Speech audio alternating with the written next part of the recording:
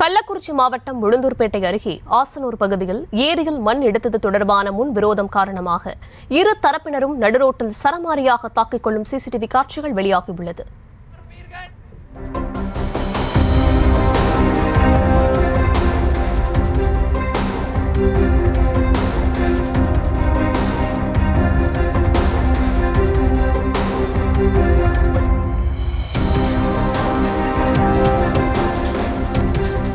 விவரங்களை தர இருக்கிறார் செய்தியாளர் சகாதேவன்.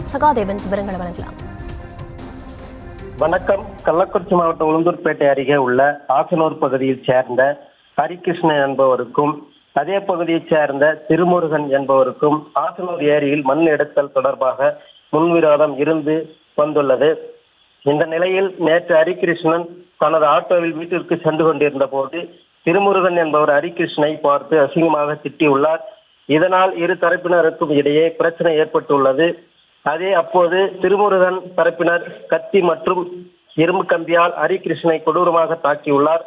இதனால் ஹரிகிருஷ்ணன் தனது ஆட்டோவில் இருந்து கம்பியை எடுத்து சரத்குமார் மற்றும் வாசுதேவன் ஆகிய 3 பேரையும் தாக்கி உள்ளதாக காயம் ஏற்பட்டு மருத்துவமனையில் சிகிச்சைக்காக அனுமதிக்கப்பட்ட நிலையில் இந்த சம்பவம் தொடர்பாக இடத்திற்கு எடைக்கல் காவல் நிலைய உதவி ஆய்வாளர் ராமதாஸ் நேரில் சென்று விசாரணை மேற்கொண்டார்.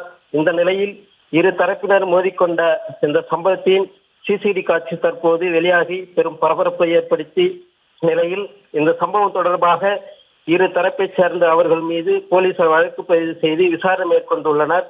ஏரி மண் எடுப்பதில் முன்விரோதம் காரணமாக இரு தரப்பினர்கள் ஆயுதங்களுடன் தாக்கிக் கொள்ளும் சிசிடி காட்சி சமூக வலைதளங்களில் பெரும் பரபரப்பை ஏற்படுத்தி உள்ளது.